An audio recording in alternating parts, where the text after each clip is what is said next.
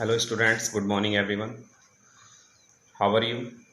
I am absolutely fine and hope to you same at your home. My dear students, in class 12th chemistry, chemical kinetics is going on and it's NCERT exercise. So today we have some questions already and today this chapter definitely will finished and from tomorrow we will start a new chapter, that is surface chemistry. But before the starting of this chapter, we will talking about some numerical problems of chemical kinetics. So अब हम चलते हैं, आपको कुछ 20 मैंने आपको दिए थे करने के लिए, जो कुछ हमारे स्टूडेंट्स ने बहुत अच्छा किया और वो करके दिखा दिए, लाजवाब आपने वर्क किया। अब मेरे पास एक क्वेश्चन है, मैं उसे यहाँ पर नोट कर रहा हूँ। And the question is the following data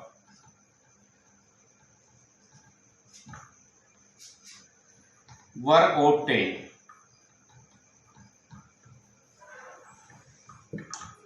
the following data were obtained during the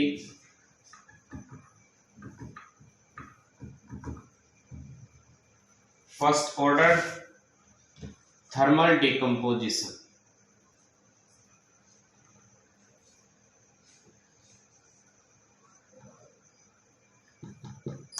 During the first order thermal decomposition of SO2Cl2 at a constant volume. SO2Cl2 is gas goes to SO2 gas plus Cl2 gas.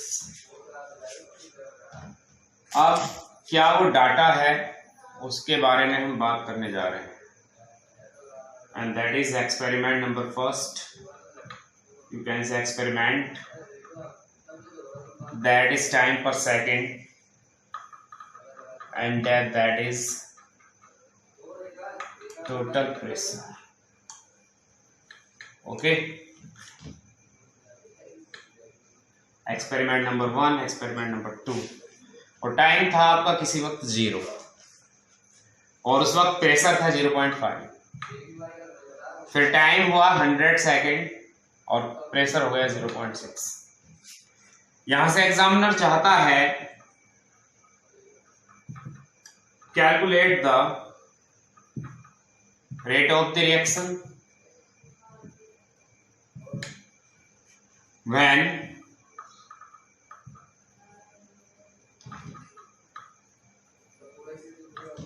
Total pressure is 0.6518. ये question आपको करना है my dear child. आपको बताना है rate of the reaction, और आपको बताना है रेट ऑफ द रिएक्शन बताना है, लेकिन कब बताना है, जबकि प्रेशर आपका रह जाता है 0.6518. तो ये इस तरह से एकदम आसानी से क्वेश्चन होने वाला नहीं है. तो इस क्वेश्चन के जैसे कि thermal decomposition SO2Cl2 mean sulphuryl chloride का जब यहाँ पर थर्मल डिकम्पोजिशन हुआ है तो वहां प्रेशर की टाइम के साथ साथ प्रेशर की कंडीशन हमें देखनी है. तो उसके लिए हम चलते हैं answer. SO2Cl2 goes to SO2 plus Cl. आप इसको इस तरह लिख सकते हैं, जब SO2Cl2 का प्रेशर P था तो उस वक्त SO2 और Cl2 का प्रेशर 0 था. इसके बाद ये कह लीजिए P नोट था. अब ये क्या हुआ कि P नोट से माइनस P यानी कि इसका अपना एक प्रेशर बना, तो तब SO2 का प्रेशर भी P हो गया और Cl2 का भी प्रेशर P हो गया. ठीक है, तो टाइम T पर प्रेशर क्या रहा आपके पास, तो आप इस सबको ऐड कर दीजिए जो भी आपका रिएक्टेंट का और प्रोडक्ट्स का है. P note minus P plus P plus P, ये कट हो गया. आपके पास P नोट प्लस P बच गया. लेकिन हम टाइम T पर टोटल प्रेशर देखना चाहते हैं. टोटल प्रेशर विद टाइम के साथ टोटल प्रेशर क्या हो जाएगा, वो है आपका P नोट माइनस P. अब जब आप इन दोनों को ऐड करोगे तो क्या पाओगे, दोनों को जब आप ऐड करोगे तो आप पाओगे 2p0 माइनस p, बल्कि pt at the time, with time you can say 2p0 minus p at time t, time t पर आपने इसको नोट कर लिया।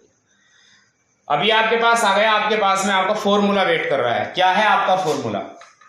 k is equal to 2.303 upon t log 10 a0 upon a, ये आपका formula है। अब आप इसको जब यूज करोगे तो k is equal to 2.303 upon t की वैल्यू आप क्या पुट करने वाले हो, यहां पर टाइम आपके पास 100 है। log 10 a0 क्या है आपके पास में, a0 आपके पास 0.5 है, लेकिन a की वैल्यू जो आप यहां पर पुट करोगे तो वो ये करोगे, वो इनिशियल प्रेशर था तो आप इसको p0 ही करके लिखें, p0 डायरेक्ट, ठीक है। और ये आ जाएगा आपके पास में 2p0 माइनस p, तो 2 तो आपके पास में है ही। अब p0 की वैल्यू आपके पास क्या होगी, जो कि पहले से था, मतलब इनिशियल प्रेशर, इनिशियल प्रेशर पहले से 5 है, 0.5 माइनस, उसके बाद प्रेशर बाद में घट करके क्या हो गया, ठीक है, 0.6। तो जब आप इसको कैलकुलेट करोगे 2.303 अपॉन 100 log 10, 0.5 आपके पास ऊपर है, 2 5 10, 10 यानी 1 1 में से जब इतनों का आप सब्ट्रैक्ट करोगे तो क्या बचेगा आपके पास, 0.4 बचेगा। k is equal to 2.303 upon 100 और log, जब आप इस पॉइंट से पॉइंट कैंसिल कर लीजिए, 4 1 4 पॉइंट और 4 2 10 और 4 5 20, ये आ जाएगा। तो k इज इक्वल 2.303 अपॉन 100 और इसकी वैल्यू जो आएगी वो आएगी 0.0969,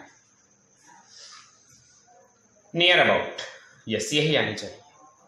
अब आपके पास k है, आपके पास k है, k आपके पास आ गया। अब आप अपना फॉर्मूला रेट ऑफ रिएक्शन का आप यहां से यूज कर सकते हो, क्योंकि आपके पास जो निकल करके आया था 2p0 माइनस pt, ये बराबर था रेट के, ये बराबर था रेट के, आप इसे रेट के बराबर इसको रख सकते हो। ये जो भी आपकी आएगी वैल्यू उसको हम बाद में देख लेंगे, लेकिन फिलहाल जब आपको पता है कि रेट ऑफ रिएक्शन आपको वैल्यू यही पर पुट करनी है तो आप अपना क्वेश्चन आगे बढ़ाइए।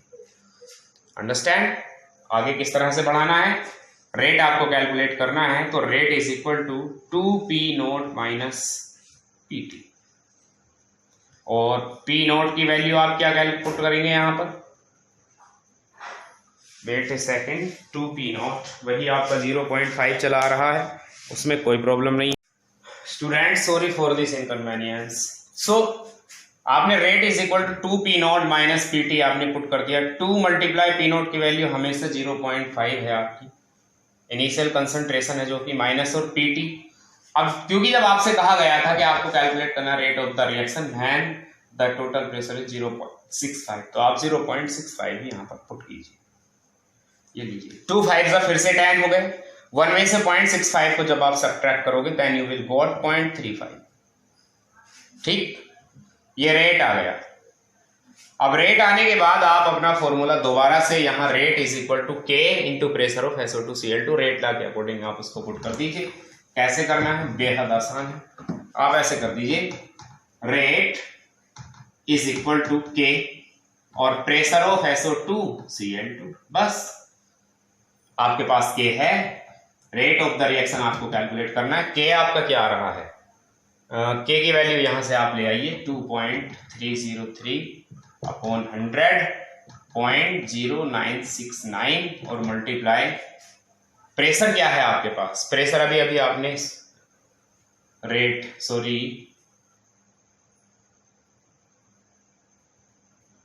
प्रेशर जबकि 0.65 आप पुट करते हैं, उस हिसाब से अब आपको यहां से इसको सॉल्व कर लेना है, जो भी आपके पास में आएगा वही आपका आंसर होगा, इसे आप चेक कर लीजिएगा। अंडरस्टैंड स्टूडेंट्स, इस तरह से क्वेश्चन आपको करना था, बस ज़्यादा कुछ इस क्वेश्चन में था नहीं, लेकिन जो भी था आपको उसी हिसाब से इसी वे में आपको लेकर के चलना था। ठीक है स्टूडेंट्स, तो ये आपका क्वेश्चन हुआ है। अब एक और हमारे पास में क्वेश्चन है, वो क्या है वो मैं आपको दिखाता हूं। क्वेश्चन नंबर आपको 22 रहने देना है, छोड़ दीजिएगा 22 को, और 23 आपको करना है। और 23 क्वेश्चन क्या है? Question is the rate constant, question number 23, the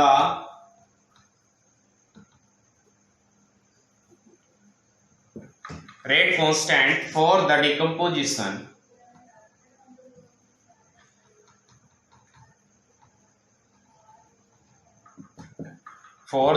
decomposition of a hydrocarbon is 2.418 into 10 to the power minus 5 second inverse at 546 Kelvin. If the energy of activation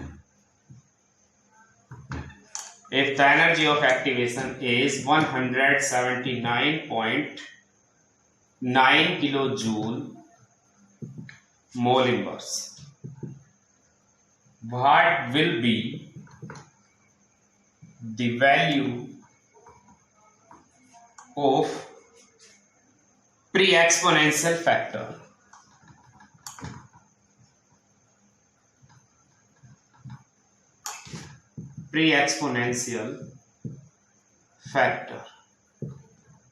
ये आपका क्वेश्चन है और आपको ये सॉल्व करके बताना है। तो आपको चलना है, लेट्स गो। गिवन में क्या है? The rate constant for the decomposition of A hydrocarbon is, यानी ये के है 2.418 into 10 to the power minus 5 at 546 Kelvin। ये T है 546 Kelvin। If the energy of activation E की value 179.9 kilojoule mole inverse, what will be the value of pre exponential factor? A की value आपको calculate करनी है। Pre exponential factor तो यही होता है ए, वी नो दैट। आपको यहां पर फॉर्मूला क्या लगाना है? log A is equal to k plus 2.303 upon RT। ये आपको फॉर्मूला पुट करना है यहाँ पर। log A is equal to k plus 2.303 RT। ये किस तरह का फॉर्मूला? ये भी आपका आर्हेनियस इक्वेशन से ही बन करके फॉर्मूला आता है। अब जरा वैल्यू आप यहाँ पर पुट कर दीजिए। आपको ए की वैल्यू कैलकुलेट करनी है, आप log A को ऐसे ही रहने दीजिए। के आपके पास में है 2.418, ओके, log K होगा, sorry, log 2.418 into 10 to the power minus 5 और प्लस 2.303 और नीचे आर की वो वैल्यू 8.314 और टेम्परेचर 546। आपको इस तरह से सॉल्व कर लेना है। इस क्वेश्चन को आप आराम से सॉल्व कीजिए और उसके बाद log A है जैसे आपको, तो A को आप बाहर रख लीजिए एज यूजुअल। बाहर पुट करने के बाद आप आराम से इसकी वैल्यू आराम से कैलकुलेट कर सकते हो। ऐसी कोई दिक्कत इसमें आपको आई थिंक आने वाले नहीं है, और मैं अभी आपको इसके बारे में बताता हूँ। Students, it's question 24 and question 24 is consider a certain reaction. A goes to product. ये क्वेश्चन है, A goes to product with rate constant K is equal to into 10 to the power minus 2 second inverse। और फिर आपसे कहा है calculate the concentration of A remaining after 100 seconds if the initial concentration of A is 1 mole liter inverse। ये आपका question है, question को देखते हैं। Consider a reaction A goes to product with K, यानी कि आप अगर इसकी समरी बनाओगे तो K is equal to 2 into 10 to the power minus 2 second inverse. First order reaction होगी, इसलिए सेकेंड इनवर्स है यूनिट रेट कांस्टेंट की। Calculate the concentration of A, यानी कि आपको कंसंट्रेशन जो है आपको A की कैलकुलेट करनी है, और आप कह सकते हो A नॉट यानी initial concentration remaining after 100 second time is equal to 100 second the initial concentration, sorry initial concentration आपकी दी हुई है आपको 1 मोल लीटर इनवर्स। तो इस कंडीशन में आप क्या फॉर्मूला यहां पर पुट करने वाले हो? We know that K is equal to 2.303 upon T log 10 A not upon A, ये आपको फॉर्मूला पुट करना है, अंडरस्टैंड। अब इस कंडीशन में आपको रेट कांस्टेंट आपको दिया गया है, तो रेट कांस्टेंट की आप वैल्यू पुट कर सकते हो। क्या है रेट कांस्टेंट की वैल्यू आपके पास? 2 इंटू 10 टू दी पावर -2 है, 2.303 अपॉन टी की वैल्यू आपके पास 100 है, ठीक है। log 10 इनिशियल कंसंट्रेशन 1 है, 1 अपॉन ए, ठीक है। अब इस कंडीशन में आप ये सारी की सारी वैल्यू बाहर ले ली। log 10 A is equal to, जब आप देखेंगे तो इन दोनों की क्रॉस मल्टीप्लाई हो जाएगी, 2 into 10 to the power -2 into 100 और अपॉन 2.303। बट ये सारी की सारी वैल्यू आएंगी माइनस में। अगर आप ऐसा करते हो तो सारी वैल्यूज ही आपकी माइनस में आ जाएंगी। उस कंडीशन में आपके पास क्या बचता है? जब आप इन दोनों को देखोगे तो ये हो गया 200 और इंटू 10 टू दी पावर -2। तो इस कंडीशन में 10 टू दी पावर -2 का क्या मतलब है? -100। तो आपके पास में यहाँ पे बचता है 2, ठीक है। आप लिख सकते हो डायरेक्ट, अगर लिखना चाहो तो 2 अपॉन 2.303। इन दोनों को सॉल्व करने के बाद 2 ही बचेगा, आप देख लेना आराम से। आप पॉइंट हटाइए, 30 आपने बढ़ा। अब log 10 A आपको कैलकुलेट करना है। इस कंडीशन में log 10 A is equal to, जब आप इससे इसको डिवाइड करोगे तो यहाँ आपको पॉइंट लगाना पड़ेगा, एक 0 और बढ़ जाएगा। ऊपर 20,000 है नीचे 2303 है। तो इसकी टेबल आप कितनी बार इसमें पढ़ सकते हो? 8 टाइम तो कम से कम आप पढ़ ही सकते हो। कर लीजिए आराम से डिवाइड, 2303 8 टाइम, 8 3 ज़ा 24, 2 8 3 ज़ा 24, 8 2 ज़ा 16 और 2 18। कितने बच रहे हैं आपके पास? ये है आपके पास 18,424। जब आप सब्ट्रैक्ट करोगे इसके अंदर से तो आपके पास बचने वाला है 576, 1576। देख लीजिएगा, यही है। आप पॉइंट लगाओगे, सॉरी पॉइंट तो ऑलरेडी लगी पड़ा है, ये 0 आप एक और बढ़ाओगे। आप कितनी बार इसकी टेबल आप जा सकते हैं? पॉइंट आपके पास में 0.8 इस समय है, 0.8 और आई थिंक 0.84 तक ये टेबल आपकी चली जाएगी। तो आपके पास में log 10 A बचा हुआ है, यानी कि A आपको कैलकुलेट करना है। तो इस कंडीशन में आप क्या कर दोगे? Anti log of 0.84। तो जो भी आपका टेबल से देख लेना, 0.84 का जो भी एंटी लॉग होगा वही एक वैल्यू आपके पास आ जाएगी। इस तरह का ये क्वेश्चन था, ठीक है। क्वेश्चन इतने हार्ड नहीं है जितने का स्टूडेंट्स इस चैप्टर में बता रहे हैं। हाँ, थोड़ा NCERT एक्सरसाइज हल्की फुल्की, हाँ आप कह सकते हैं कि थोड़ा सा हल्की टिपिकल है as compared to electrochemistry and solution. अब क्वेश्चन 25 है मेरे पास, और ये क्या है? Sucrose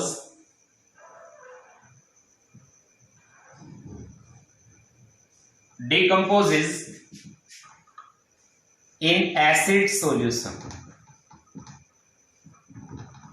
into glucose। बात सुनिए इनकी कि सुक्रोज का जो सॉल्यूशन है वो डिकम्पोज हो गया सुक्रोज में, सॉरी ग्लूकोज में। सुक्रोज का सॉल्यूशन ग्लूकोज में डिकम्पोज हो गया एंड फ्रक्टोज, लीजिए ये होता ही है। According to the first order rate down with T½ 3 hours, T1/2 दिया है, मतलब हाफ लाइफ, यानी सुक्रोज की हाफ लाइफ ये बता दी कि 3 आवर्स है। फिर कहा है what fraction of sample of sucrose remains after 8 hours। ये आपको क्वेश्चन कैलकुलेट करना है। तो इसके लिए आप चलते हैं, आपको क्या क्या इस क्वेश्चन में दिया गया है उन सारी बातों पर हम नजर रखते हैं। आपको दिया गया है sucrose decompose in acid solution into glucose and fructose according to the first order rate law with T half. T half है आपके पास 3 hours. What fraction of sample of sucrose remains after 8 hours. आपसे ये पूछा गया है कि कौन सा, यानी वो कौन सा फ्रैक्शन है जो उसको 8 आवर्स के बाद में जो बचेगा, वो फ्रैक्शन क्या है सुक्रोज का जो 8 घंटे के बाद में बचेगा। तो इस कंडीशन में आप पहले अपना फॉर्मूला पुट कर लीजिए। वी नो दैट, आप क्या जानते हो पहले ये बताइए। आपके पास जब टी हाफ दिया हुआ है तो आप यहां से रेट कांस्टेंट कैलकुलेट कर लो। फर्स्ट ऑर्डर रिएक्शन है उसका होता है 0.6932 अपॉन T1/2। तो यहां से K is equal to 0.6932 upon T1/2 की वैल्यू आपके पास 3 है। आप चाहो तो इसको ऐसा ही रहने दो, और अगर आप चाहो तो आप इसको पूरी तरह सॉल्व कर लो as you wish, there is no problem. आप जब इसको करेंगे तो पॉइंट तो लगना जरूरी है। 3 2 जा 6, 3 3 जा 9, 3 1 जा 3, बस इतना रहने दीजिए, यही काफी है। के आपके पास में आ चुका है, ठीक है। क्या ये हमने सही किया है डिवाइड? एक बार फिर से चेक कर लेते हैं। आप जब यहाँ से पॉइंट हटाओगे तो 0 0 0 0 4 लगेंगे। आपने फिर यहाँ पर एक पॉइंट फिर 0, तो आई थिंक ठीक है, नो प्रॉब्लम। क्या आ गया फॉर्मूला? आपका वेट कर रहा है K is equal to 2.303 upon T log 10 A0 upon A। ये फॉर्मूला आपका वेट कर रहा है, ठीक है माय डियर चाइल्ड। तो K की वैल्यू आपके पास में है 0.231 2.303 अपॉन T की वैल्यू है आपकी 8 आवर्स। कहा है उसे fractions of sample of sucrose remains after 8 hours. 8 घंटे के बाद क्या फ्रैक्शन आपका बचने वाला है? तो log 10, आप अपना फॉर्मूला यहां से यूज कर सकते हैं। A0 इनिशियल कंसंट्रेशन को A मान लो और A आपको कैलकुलेट करना मान लो, और आगे आप बस इसको सिंपली तरीके से आप इसको मल्टीप्लाई डिवाइड जो भी आपको करना है उस हिसाब से फिर आप इसको सॉल्व कीजिए और आपका आंसर आ जाएगा। तो इस कंडीशन में जब आप इसको ऐसे चाहो तो log 10 1 अपॉन A कर लीजिए, या आप A0, क्योंकि फ्रैक्शन की बात की जा रही है तो A0 ही रहने दीजिए। आप इस पूरी की पूरी वैल्यू को लेकर के बाहर आ सकते हो अपॉन A, क्योंकि आपको कैलकुलेट करना था। जब आप इसको कैलकुलेट करोगे तो क्रॉस मल्टीप्लाई भी होनी है, और क्रॉस मल्टीप्लाई जब आप करोगे तो आपके पास में जो वैल्यूज हैं वो क्या क्या हैं? 0.231 इंटू 8 अपॉन 2.303, जो भी आपका आंसर आता है। डेफिनेटली अब आप इस क्वेश्चन को आसानी से आगे कर लोगे, ऐसी मुझे उम्मीद है, ठीक है माय डियर। जैसे आप इसको पॉइंट से आप पॉइंट कैंसिल कर सकते हो, तो 8 1 से 8 हो गया, 8 3 से 24 हो गया, 8 2 से 16 और 2 18 हो गया, ये आ गया 2 3 0 3। जब आप फिर पॉइंट लगाओगे यहाँ 0 बढ़ेगा।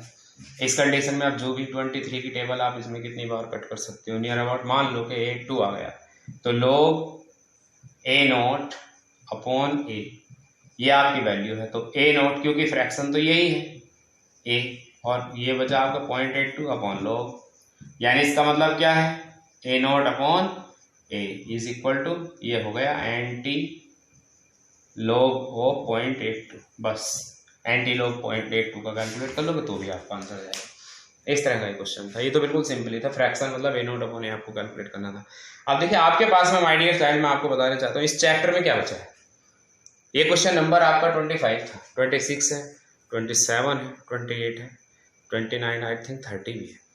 All these questions are related with the energy of activation. सारे के सारे क्वेश्चन वो एक्टिवेशन एनर्जी से रिलेटेड हैं। घर पर आप उनको कीजिए, ये डायरेक्टली होमवर्क आपको मिल गया है। आज आपकी ये लास्ट क्लास है इस चैप्टर की, इसके बाद आपका सरफेस केमिस्ट्री कल आपको पढ़ाया जाएगा। Okay students, thank you and have a nice day. Good morning everyone.